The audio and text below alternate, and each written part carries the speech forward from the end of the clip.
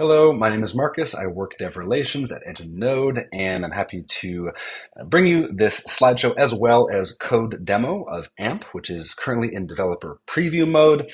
If you want to just understand AMP from a high level, stay just for the beginning. I'm going to go through some slides introducing AMP, and if you want to go into the code and see it running, check the second half of this video. So without anything more being said, let's just dive into AMP, the blockchain native database. So imagine a purpose-built database for blockchain data. With that imagination set, this is our answer to that imagination. It's AMP, the blockchain native database. This is, once again, developer preview. We are heading towards production. Today is December 3rd, and the engineers are working very hard to get this production ready as soon as possible. We'll get into all the features of AMP right now. Okay, so the first feature I want to highlight is local development. Local development is really nice when blockchain is involved, so developers, you should appreciate what we're going to go through later with the code, and that is showing how local development can really accelerate the workflow. Also, querying the blockchain with SQL. Using SQL is a big part of AMP, and we understand that using SQL is very well understood, not only by developers, but by more agentic systems and AI. So we've thought through how SQL can be declaratively advantageous as compared to other querying languages, and you'll see SQL throughout AMP. Streaming or batch query transformations. If you would like to stream and have that data materialized inside of AMP through transformations and through the streaming transformation, that's also possible. And then also you could do the transformations at query time. So you could do batch queries and do your interesting ways that you'd like to arrange your tables during that step in the process. This is nice for both app developers who will need those tables to be materialized and ready and for querying as fast as possible, and then also for analytics with the batch query transformations. And then also AMP features automatic reorg handling, which is quite nice. AMP is multi-chain and multi-contract. It's verifiable. The raw data that comes through AMP and is in the database is verified, so that's really nice.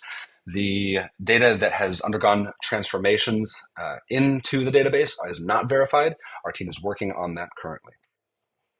Having AMP-powered subgraphs, that's really nice. Essentially saying, do we want to connect to the graph network? Yes, we can. And there's also some features that Subgraph has, such as aggregations. That's a really powerful feature. So if you're missing some features with AMP and you see that Subgraphs have them, check out AMP-powered subgraphs. That is enabled.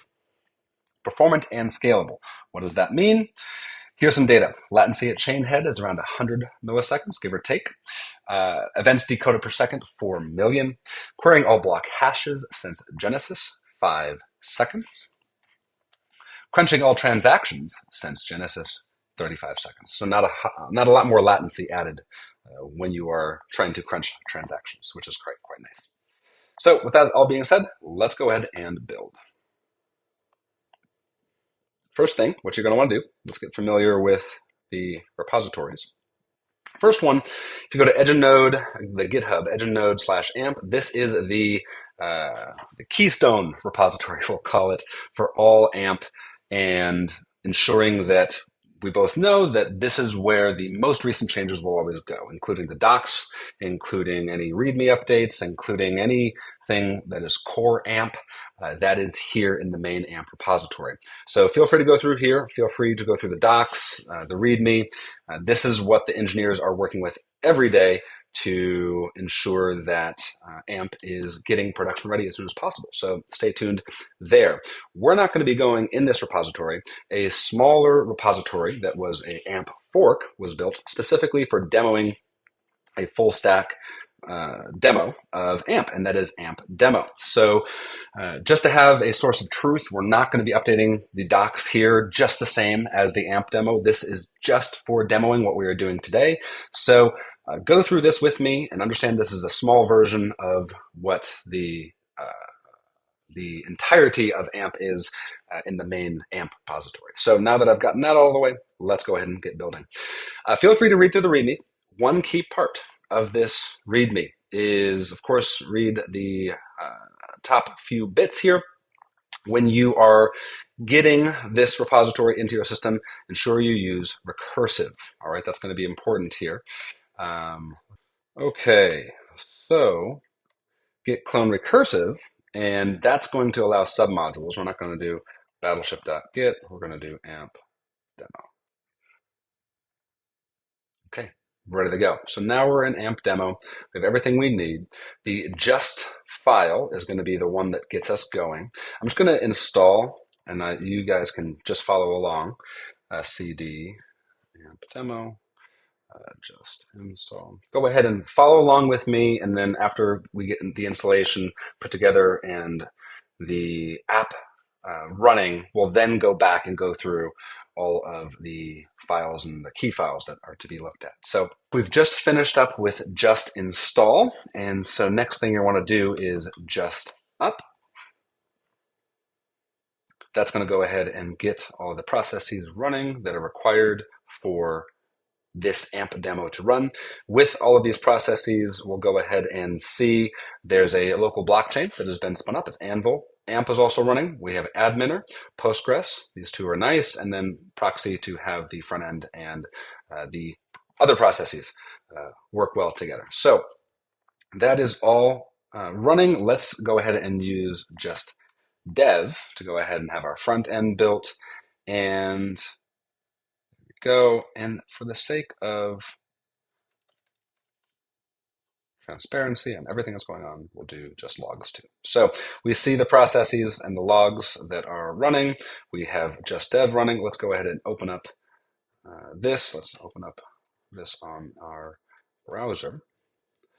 And so now we have a demo application. And with this, we can see from the front end what's going on, and then also look at the files as they are filling. And so let's go ahead and look at the key location. This is a database. Remember, AMP is a database.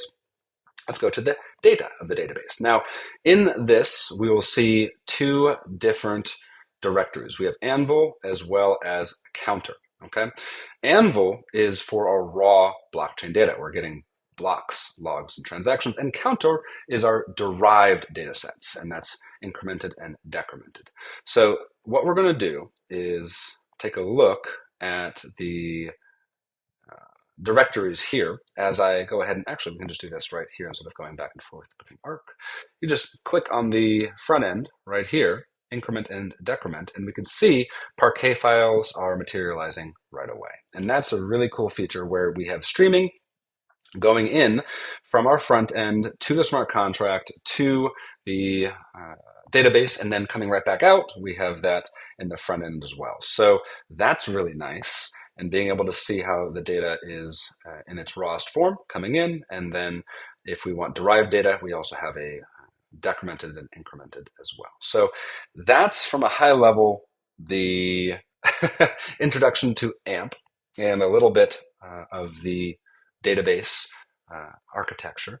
The other key files to take a look at and directories as you're going through here are the providers. And this is where we are describing to AMP where we are connecting to an RPC. We give it a kind, we show the RPC URL and name the network, and from there, Anvil knows what to do, which is really nice. Another one to take a look at is the amp.config.ts.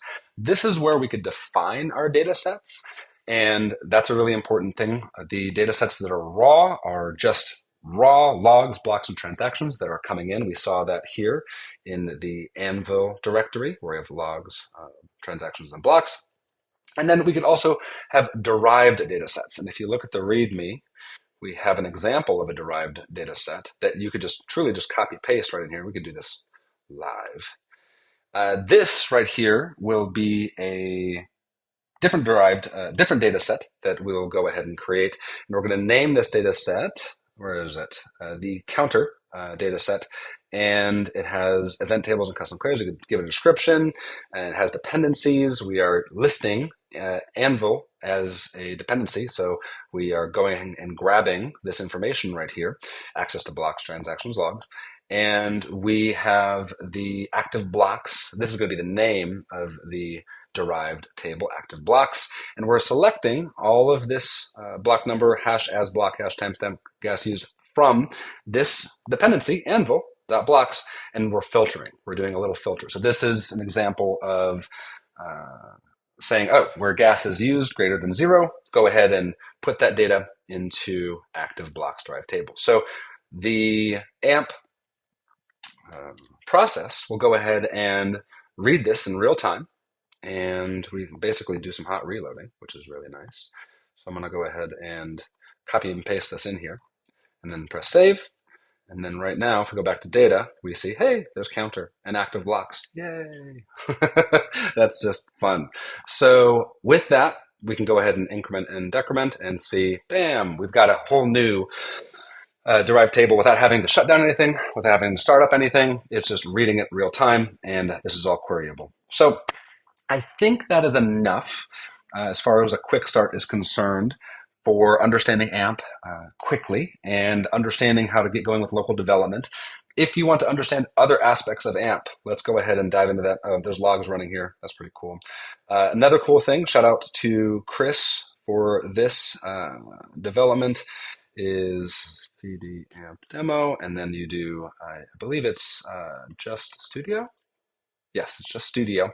And this gives you a local workflow where you can go ahead and run queries against your local database, which is really nice, and go ahead and play around with this and have just kind of sketching out what your front end might be using to query. Now, let's say you want to move maybe from a local environment to our hosted environment.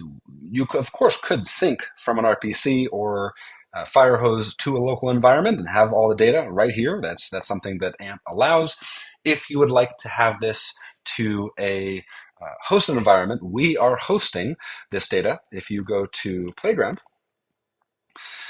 and go ahead and see these data sets, these are either raw or, derived data sets that you can go ahead and send your queries to. So go ahead and click on this. We're now away from the local environment, and we're now online. And we can see these data sets here, and we can see that there's been some not just raw tables created, but some derived tables, because it's not just logs, blocks. This is an event right here, and you can run queries against it and get it back. The endpoints, all of this is explained in this doc right here, where you go to the hosted environment. So please go ahead and read through. If you are ready to move from this local environment to the non-local environment, go ahead and check out these entry points. I'm going to be working on a few other parts of this doc and also other parts of this repository, but other than that, I feel like this is a very good way for developers to not only just see the video, the promo and the marketing we have out, which is clear, and I like the way we're communicating this. We also have the docs that are being updated right now regularly, and this, I think, is the best way to understand AMP from a early development standpoint, where we're in right now, where we are getting this out in dev preview mode and communicating that this is a absolute moving work in progress that we are all pushing towards. So yeah, go ahead and give this a try. Let me know what you think. If you have any feedback, of course, you can reach out to me. And then also a place to go is, of course, the AMP demo. And this, if you want to talk with me, you could, of course, go to my Telegram, and then also feel free to leave an issue for me and AMP demo. I'll be watching that very closely. And of course, if you want to speak to the engineers of EdgeNode, they'll go ahead and go to just AMP and leave an issue in there, and our team will be right on that. So that is everything. I hope this was helpful for developers out there to get started with AMP, and please stay tuned. Today is December 3rd, so we are rolling out changes regularly. We are pushing on this regularly, and we're excited for feedback. If you have feedback, if you have thoughts, if you have questions, if you have concerns, please reach out to either me or go to GitHub Issues. Both are great options. And from there, we can go ahead and get this new blockchain native database out there into the world, where I know this will help people out there who are trying to build with blockchain. and having a new envisioning of what a database could be is helpful, specifically due to the due to the fact that blockchain really wasn't around as it is today when databases like Postgres were invented. So go ahead and check this out. Would love to hear your feedback, and take care.